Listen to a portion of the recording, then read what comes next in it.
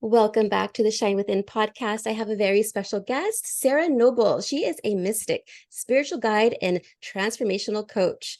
As a portal between the seen and the unseen worlds, she lives in devotion to creating spaces that allow people to be fully alive and deeply connected to their intuition. She is passionate about inspiring you to live as your authentic self, creating a life that is not defined by your circumstances, but rather one crafted from your true desires. Thank you so much, Sara, for joining me today. Thank you for having me. I'm really excited to be here. I'm really excited too, because we were just talking about, intuition and finding who we are. Because for myself, I had struggled so much to find my true identity. And it took me about 35 years to find my true identity. And that's when I stopped drinking and went to the path of recovery. And it wasn't about AA for me. It wasn't about the 12 step. It was really discovering my spirituality and discovering who's Gina, who is this beautiful spirit that is inside. And so I had a wonderful mentor. She had coached me a lot. She wasn't an alcohol recovery coach or anything like that. She was just a mindset coach, and she helped me with my mind, and I reframed a lot of my thoughts. I had many limiting beliefs. I always talk badly about myself because the words are so powerful. I always talk bad about myself. I don't do that anymore. I always, encourage myself. I uplift myself, and as well as others as well. So I'm so happy to speak to you because this is exactly what you do. And I'm excited. So if you could just share with me your own transformational journey and how it has led you to where you are today. Yeah, thank you. And thanks for sharing your path because there's so much similarity. I was really hard on myself. I didn't love myself, didn't even like myself in any capacity. And like you, I found solace probably and comfort in overusing alcohol, food, fill in the blank sort of thing as a way to numb and try to live from some sort of place that wasn't really the truth of me. I was always trying to be something for other people, and the negative self-talk, and just really always turning away from myself. And like you, the traditional path of recovery didn't really jive with me. I thought it was amazing for some people. And yet for me, when I really felt into it, spirituality became the path. It was really discovering who I was, really going deep into the truth of me and asking the question, like, why was I drinking? Like, what is the reason? Because I would keep showing up. I'd say, I don't want to do it anymore. And yet there I was sitting at the bar with my friends again, doing the very thing I said that I didn't want to do. So it really led me on this journey of uncovering why, like, what is the programming? What is the conditioning that causes us to do the things we don't really want to do, where we go on autopilot, I think, and the unconscious part of us comes in and starts running the show. And when I began to explore my unconscious programming, my unconscious beliefs, all the things that were running in the background of my life, there was so much freedom. Like I could see something new, I could choose something different. And it was so amazing. In the first time somebody told me that you don't have to believe what you think. I was like, what do you mean? It was life changing. Like, oh, I have control over what runs through my mind. And now, I mean, that sounds so simple. And yet back then it was like, wow. And that sent me on a path of wanting to know more, wanting to go deeper, wanting to see more places that I was just stuck in a pattern or an old belief. And as I dove more into it, it became that spiritual path, yoga. I found myself on a yoga mat, and that really opened up a new way of being with a higher power, with divine source, spirit, God, whichever word makes your heart feel the most alive. That really helped too, because then I wasn't like holding and gripping onto life so hard, trying to control everything because I felt I was so alone.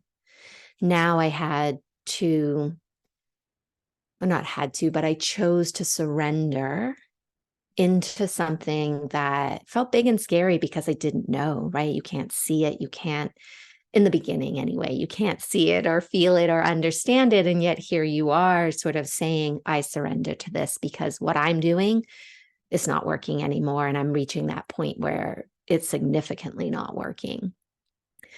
So it's just been a step by step, continuing to follow what I didn't know then, but understand now was the desire of my heart.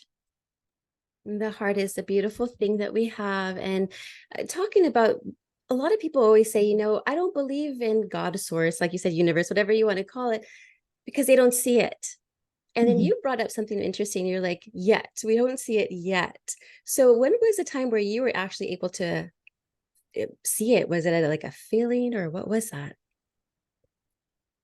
Yeah, it started to be, and this was kind of the path of intuition too, as I opened to the possibility that there could be something more than my traditional upbringing had told me. Then, as my belief system changed, my reality changed. So I was now open to something happening, and therefore I was able to perceive something happening. And in the beginning, it would be on my yoga mat in Shavasana. I would feel something more than just my anxiety or my mind swirling around in all the fear thoughts. And I began to sense almost like a space inside me that I didn't realize was there before because it was so cluttered by all this other stuff. And that really intrigued me. And I got really curious about what that was. And then it was like I began to notice signs and synchronicities. And then, like, the number 11 started following me everywhere I went. And then I would think about someone and they would call me. And all these little things where you could say, oh, that's just a coincidence. I decided, well, what if they're not? And I began to Exactly. follow that thread.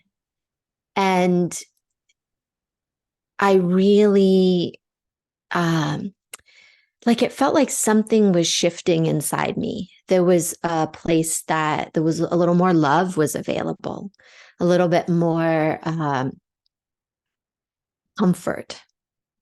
And it just really was me continuing to follow more of that, like wanting more each time. It was like at first I was really afraid to go into the fear and the darkness and all the pain of the past.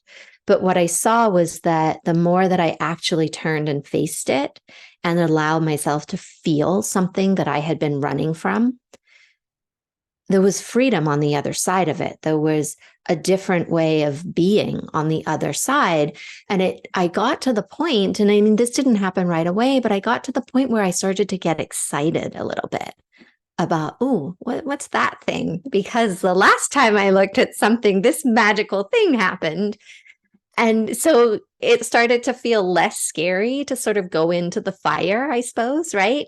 And then now I'm like, oh, it's time for a fire. Something's got to die and burn because something new needs to happen. And through that process, there's a building of trust inside myself. And the place that I've experienced in my life that my intuition really feels the strongest is because it is a function of trusting myself. Yes, and intuition is, people say, oh, I feel it in my heart or I feel it in my gut. Is that part of your intuition talking to you? Yeah, that's what I experienced and I've learned. And we perceive our like spiritual information and our intuition speaks to us in different channels. So we have a knowing channel, a hearing channel, a feeling channel, and then a hearing channel. Did I say that one already? Yeah. Feeling, seeing channel, knowing channel, hearing channel, those four channels. And we tend to have one of those that's stronger than others. So if you're feeling it in your heart or feeling it in your gut, it's possible that your strongest channel is your feeling channel, your clairsentience channel. For me, it's knowing. So when I started to develop my intuition, I knew things that I didn't understand how I knew, but I just knew them. And you might, if your hearing channel is stronger, you might hear things like as if someone spoke to you, but then nobody's there, or people talk about hearing music and nobody else hears the music. So it's ways that spirit and sort of the other dimensions, the other frequencies and vibrations that we live inside of, because we're multidimensional, they're asking for access. They're poking at us saying, hey, don't forget that you're not just this body and your thoughts. You're so much bigger. Wow, I love that. And I notice my ears ring constantly, and I don't have any TMJ problems. I mean, sometimes I clench at night, but I have a mouth guard for that. But is the ringing of the ears I hear is also part of, is it audio voyance or Yeah, clairaudience. clear audience? So, Okay. yeah. So, for me, when I was developing my intuition, those were like my ears would ring. I felt like that channel was opening with the ringing. And what I found when my knowing was developing, the crown of my head used to tingle so often. I'd be like, oh, and like kind of goosebumps coming down my head. And then with the feeling channel, I would recognize that I'm feeling something separate from the experience that I'm having. And then I would recognize that it was actually the person I was speaking to. I was Mm. feeling what they were feeling, and it had nothing to do with me. So once we are open to exploring, more terrain and territory than we're used to with our senses, we can pick up on these things. There will be a place where if we want to deepen, Mhm. we just pay attention to that place and to that thing that's happening. That makes sense. Yeah. And then when you see your arms stand up or your hairs stand up on your arms and you get goosebumps, like whenever I'm excited about something and I'm just sharing some good news or I'm like so happy for somebody, all my hairs like stand up there and I'm like, I know it's real because my hairs are standing up and I'm getting goosebumps anywhere and I'm getting all these little cold chills and I just get like this excitement. Now, I used to have a lot of anxiety before, and all of that anxiety now has turned into more of excitement. Like I'm not nervous about things anymore. I'm just more like, oh, it's exciting. But we were so much conditioned a lot here on earth, and people, whether it's in the media, schools, friends who are influencing family members, telling us how we should think, talk, speak, our government as well, everything. How does one tap into themselves and start trusting themselves? What are some practices that they can do? So, in those places, I found one of the ways that has been really powerful and potent for me is not taking things at face value. Just because somebody says something, or just because I have a thought, or I see something on the news or on social media, I don't immediately believe that it's true. And I started a practice of really feeling or sensing or understanding, right? Whichever way you start to perceive things. What was more true for me? And what did it actually activate inside me? Because most times there is a sensation that goes along with the experience, but we've just become so used to it that we don't notice it anymore, or we just think, oh, that's how we are. When my mom comes to town and says XYZ, I feel anxious and this scared or whatever the thing is. And I just think that's how it is. It's always been this way, right? As long as I can remember. And then I am calling up a friend all stressed or going for a drink, right? Back in the old days, it was like, oh, I can't handle this. I need a drink. And it's in the turning towards and really feeling for what is happening inside my body, because our body is so wise. We have our physical body, and we also have our energetic body that informs our physical body. And that energetic body is made up of a lot of things. including our conditioning, our ancestral family line trauma, our own life trauma, past life trauma, all the things, right? It lives in our energetic field.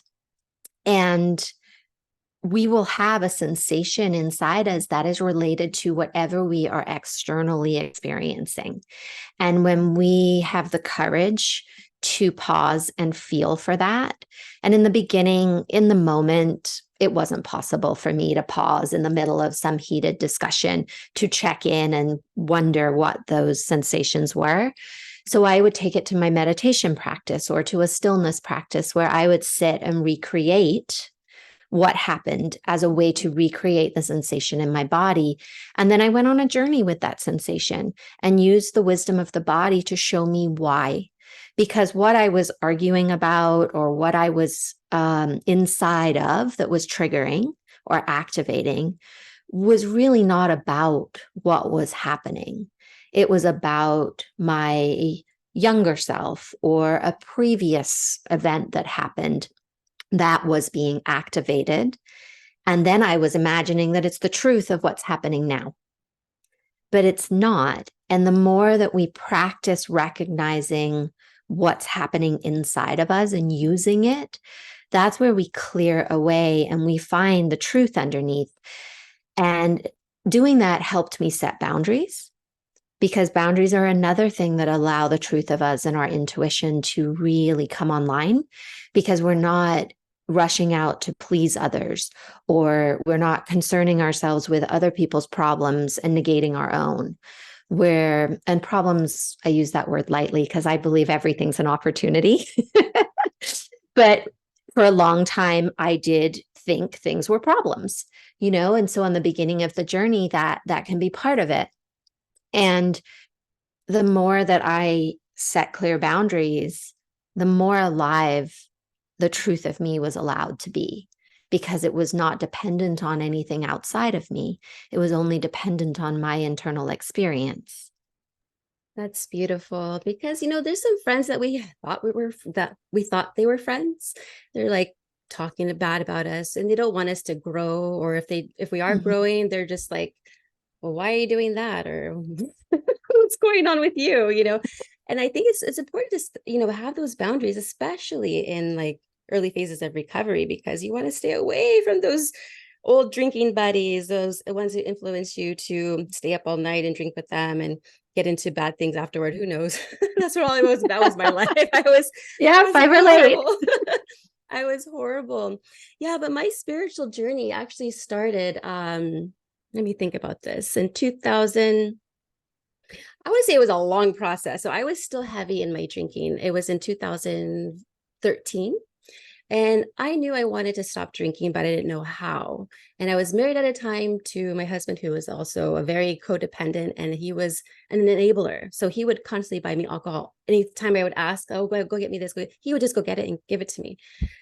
And so I remember we were like, we got invited to church, and then I needed to drink in the parking lot because I couldn't function without drinking. That's how bad it got. And I remember going inside the church, and then all of a sudden I started just crying. Like I mean, I knew of Jesus and, Christianity, but I never grew up religious or spiritual. I just knew, there's a Buddha, there's a Jesus, there's, this. And so, but I started crying, like something within me was just reacting. And I don't know why, it just happened. And so I'm like, well, maybe this is where I need to be. It took a while for me, though. It took until, was it 13, 40? Yeah, about 4 more years until I was actually able to get sober. Now, is there a certain experience that you've experienced with yourself that you're like, you know what? I don't want to drink and live this lifestyle anymore. I want to tap into more of my own spirit and see what I'm actually capable of doing and becoming. Yeah, it's what's dropping in and I'm remembering is when I was in that place where you were, where it's like I couldn't really function without alcohol. I used to sometimes I went to work without drinking, but that was probably the only thing. Lucky you, I actually went to work with drinking. So yeah, I feel you on We that one. do what we have to do to That's survive. Like it um, really is, we're just coping the best we can. Like right. that is something important. It's like to not give ourselves a hard time. for the things that we did, because we were really just doing the absolute best we could with what the life we had been given, and to cope, right? To show up each day. And so I have so much compassion for that younger version of myself. And I actually have come to really like cherish her decisions, because I see them as her still striving for the best of me. She just was really misguided, you You know? put that perfectly, because thinking about it, like, I don't think I would have changed anything. I really needed to go through that experience of just despair, um, sadness, anger, resentment, fear, all of that. I had to experience that in order for me to see the other side, which is the light. And then once I was able to acknowledge that, you know what, I can't do this by myself. I need a higher power to help me, guide me. And that's when I was remembering I was in my car, as this is before work. And was drinking, and I had like these plastic bags, and I would literally use them to like throw up in and still drink, because my body needed that. It was really disgusting. But that's what I had to do. Like you said, we had to do what we had to do in certain situations. And I remember I'm like, I do not want to live like this. I was like, God, I do not want to live like this anymore. Please help me. And then I had like a medical thing happen to me where I had to go to the hospital and be hospitalized. And that was a decision, like, wow, this is an opportunity for me to detox and then just to start brand new. And that's what I did in 2017. I was like, and I felt so much empowered, and I felt this great sense of, wow, I can do it. I can do it. I just need to be guided properly. And I Yeah. think that we don't see that, but we just have to have faith. Like I say, they have faith. Mm-hmm. And just really just be guided with your spirit. Your spirit is the one guiding you. Your spirit, Yeah. God is all connected. It's all connected. It's all this. We're all like, Yeah. we're all connected. We're just one big frequency and energy. As we get into, like, we're like a collective. And once we all discover who we are and love and give love and serve and be an active service, I think Earth would be just like heaven on earth. Yeah. Yeah. We've forgotten, right, who we are, and we're caught in these patterns, and in the collective unconscious. Like, we are all one organism, human beings, and we're all connected. And where we're at in the point of our evolution is that we have forgotten this, and we are allowing that myth and lie of separation to really run the show, instead of this remembering that I am you and you are me. And what I do to you, I do to me. And what I do to me, I do to you. And so when we can see a lot of the patterns in the unconscious as a collective as well, right? It's not just the positive love collective that we're part of. We're also part of the darkness together. And what happens is, I think we personalize that so much. It's me. I'm the one with the bad thinking and the bad habits and all the things. But we're still all in that together too. And if it's important to not to identify so deeply, I think, with the things that we consider wrong about ourselves. Yes, I was always talking bad about myself. Like I was mentioning earlier, if I did bad on a test, I'd be like, oh, you're so stupid, Gina. If my boyfriend had broken up with me, oh, because you're so ugly and you're fat, I would just talk all these things, but I was actually becoming those things. Whatever I was speaking, I was creating. Yeah. And I want, but when my mentor told me that I can literally create the reality that I want, I was like, what? How is that possible? How do we create the reality that we want? How do we do that? Well, it definitely takes time, right? Mm-hmm. But it's, yeah. But yeah, it changes everything. Like it goes, that thing saying we create our reality goes against everything we've been taught. We're just taught reality's reality, cause and effect. This happens. You can't change it. You are a product of sort of what happens to you, right? So it's this new way of thinking that no, that's just a story we've been told. And you really are the creator of your reality. You do dream your own destiny into being. And I believe that, and maybe, if this was your experience, like you hear it and the mind says, I don't know if I believe you, but my heart was on board. Like it wasn't something that I just, no, that's not true. I questioned it and my mind freaked out around it. But the truth of me and my heart was like, I'm curious. Tell me more. And the mind is very deceptive. They're like, oh, the mind is like, I feel like is the enemy speaking to us sometimes. It's just like saying all these negative things. And it's like, go away, go away. Do you experience any negative talk still? I mean, I still do, but I don't pay attention to it anymore. I'm just like, oh, whatever, you can go away now. And I laugh Yeah. about it. I laugh about it now. But is there anything that you do in particular? Yeah, I think there's levels of it. And I actually just created a live about this morning because I had an experience where I was not realizing that I was trying to push some fear thoughts away. I thought I was doing my practices with them. And what I realized is that I really was just wishing them away. And where I've had a really big shift and transformation in my life is where I stopped trying to push things away and make them wrong. And I actually brought them closer and asked what their wisdom is. So some of the negative thoughts, they're just on autopilot and they just need to be rewired, right? That part of our brain, the neural net, that we get caught in these negative neural net patterns and roadways, pathways that we've created from thinking these things for years and years and years. So that's one level of it. And those ones are kind of like they're interrupting the pattern and putting a new pattern in place. Then I believe there's the deeper sort of beliefs that are not just thoughts, but they're more thoughts that have been practiced so long that they become beliefs. They become foundations that we're building our life upon, and we're not even recognizing that we're doing it.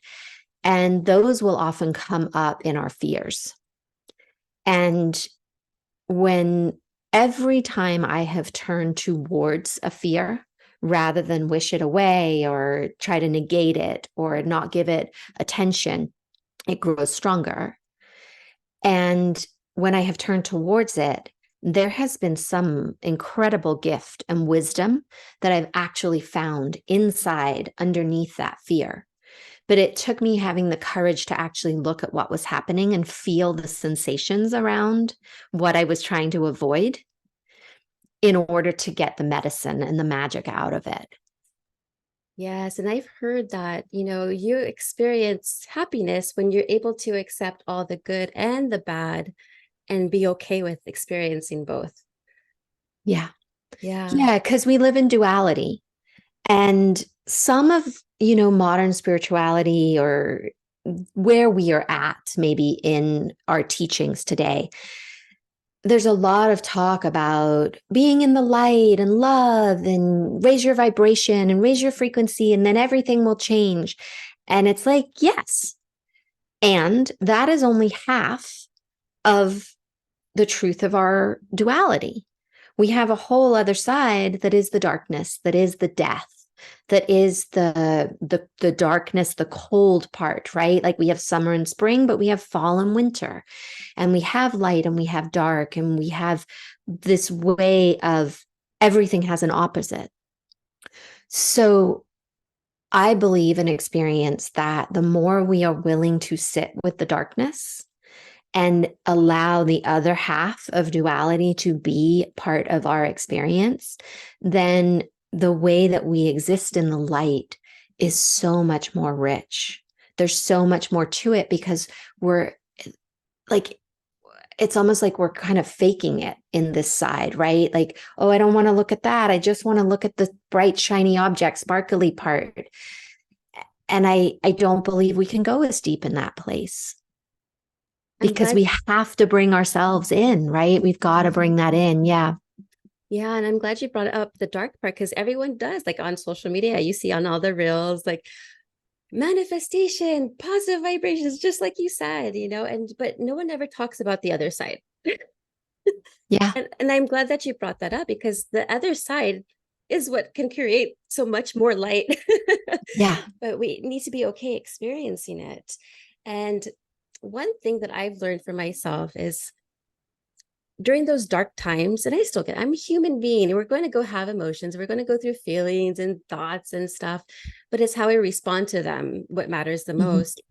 What I've learned is I've been really focusing on breathing exercises, and that is taking me to like you said, you're a portal, right? Here's the spiritual realm, and then there's the here on earth right now. And it's taken me to that other spot. And I'm so glad that we as humans have that ability to escape. Are there any practices that you do in particular that can be like your escape mode when when you're trying if you're like overly stressed or anything? Yeah, You- it's interesting. Like for me, I used to view it as escaping, right? And then I realized that that's just another way of me avoiding something. Mm, And the deepening practice is always being with. I think the root of a lot of addiction is self-abandonment. And when we learn to sit with ourselves through everything, something magical happens because all of a sudden we're not blaming our parents for not being there for us. We're not blaming our friends. We're not blaming our boss. Fill in the blank of whoever you want to put it on. But ultimately, the only person that can give us what we want and the love that we desire is ourselves. So for me, it's more of how am I being with myself in those moments that are really challenging? And I love breathing. It is the thing, like if we can pause and we can breathe, we step into a different reality after that breath because otherwise we're activated, we're in fight or flight, we're in our programming, we're in our conditioning, and we're not present to the moment or the other person. But when we take a moment to just collect ourselves and be with ourselves through some deep breaths, a different version of ourselves shows up for the situation or the moment, right, that is happening. And then that's where we're being the truth of us, not the scattered, triggered person. And like you say, we're human. That version of me shows up. And right? yeah, totally. Because we were conditioned that way. We've just been used to it for so many years. Mm-hmm. And who knows how many more past lives that happened like that too. Totally. But so when people always ask, like, how do I seek my purpose in life? What do I need to do? Because even in college, we have to take all these different classes in order for us to get to our major classes. what are how can someone find their purpose here on earth? So for me, I was one of those people who never knew what I wanted to do. I graduated high school. I chose a major in college because I had to choose something, right? At some point. And I chose something that I chose economics and finance and business because I had liked this one class that I took. And I think I only liked it because I liked the teacher. It was an accounting class and I liked the teacher. And so I'm like, oh, I'm going to be an accountant. And I was sitting my junior year in accounting class, absolutely bored. Like I couldn't even pay attention to the teacher. I was writing notes to my friend, and because back then we didn't have cell phones, so like actually writing notes. Right. And I was like, it dawned on me. I was like, am I going to spend the rest of my life doing this? Because in college, at least when I was in college, that's the way it's sort of presented that this will be the rest of your life. I think it's different now, hopefully. But so I raised my hand. Can I go to the bathroom?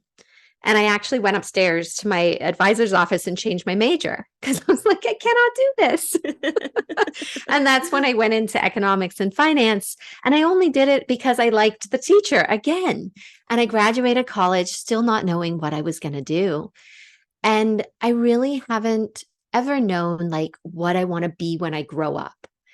And so for me, it was more a path of what am I choosing next? I don't know the career or the big thing that I want to do. I'm just going to choose the next thing. And I don't think I did it as consciously then as when I look back and reflect, I see that's what I was doing. I was just choosing the next thing that I wanted to do. And I didn't live the traditional life of graduating, getting the job, getting the car, getting married, having the kids. Like I didn't do that. I traveled. I lived in my car, my tent in other countries. And, I just did whatever work I could do that would get me through and to the next plane ticket or that kind of way. And, there was a lot of shame inside all of that adventure. There was still a lot of shame of like, what am I supposed to be doing? I'm supposed to be doing more with my life. I should have a career. Most of my friends had careers and were already starting to have kids. And I'm like, I'm going to Australia for 6 months. Have fun. And all along, what I see now is that I was living my purpose. My purpose was to live a non-ordinary life. My purpose was to really dive deep into my addiction and have it be consuming so that the contrast of the other side made so much more sense to me. The sobriety, the deep personal reflection, community, purpose came from those things. And I remember probably, maybe 12 years ago, hearing something about what is your dharma.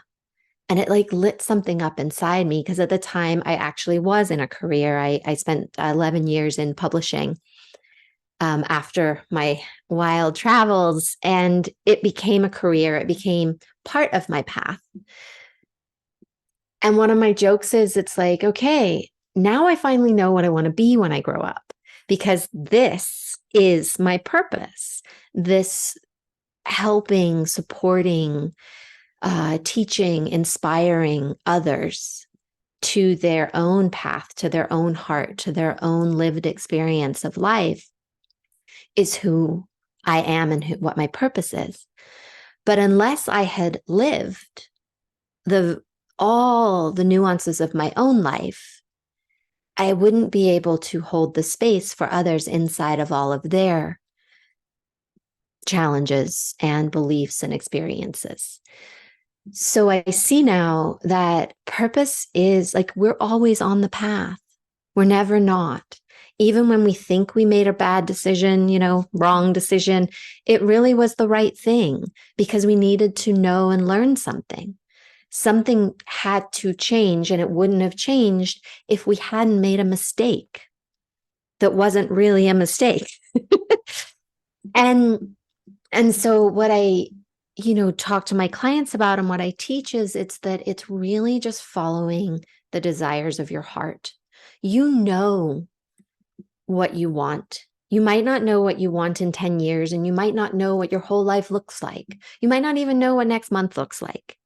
But you do know that there's something today that you would love to be different. And you have a choice of whether you're going to keep doing what you're doing or if you're actually going to take a step in the direction of the thing that you would love. And I believe that is how we find our purpose. It's one step at a time in the direction that we would love to go. That is so beautiful. I love that. I'm going to write that one down. It's a good thing I have all this recorded and go back and reference it to my own podcast. Well, that's so beautiful, Sara. Now, where can people find you if they wanted to go ahead and have you as their mentor and coach, or just to see you on social media? Yeah, thank you. I'm at saranoble.com, and on social media, I'm the Modern Day Intuitive. I also have a podcast called the Modern Day Intuitive Podcast. And I just really love sharing and teaching and guiding others on this path to aliveness, right? And just finding that love and truth within themselves. Yes. Well, thank you so much. Is there anything else you would like to share to the audience? Um, Follow the thread. Like that's the thing that's always led me. It's like intuition is part of it. It is a deepening place. And a lot of people I talk to, they believe they don't already know, but you really know. You're just either afraid to say or to do the thing, or you think you need permission, but you don't. Beautiful. Well, thank you so much, Sara. I enjoyed you Yeah. tremendously on my show, and I am going to check out your podcast too. I already know it's Thank, amazing because you're amazing. Thank you so much. thank you, Gina. It's been really just a pleasure to be here with you. I've truly enjoyed this. Thank you.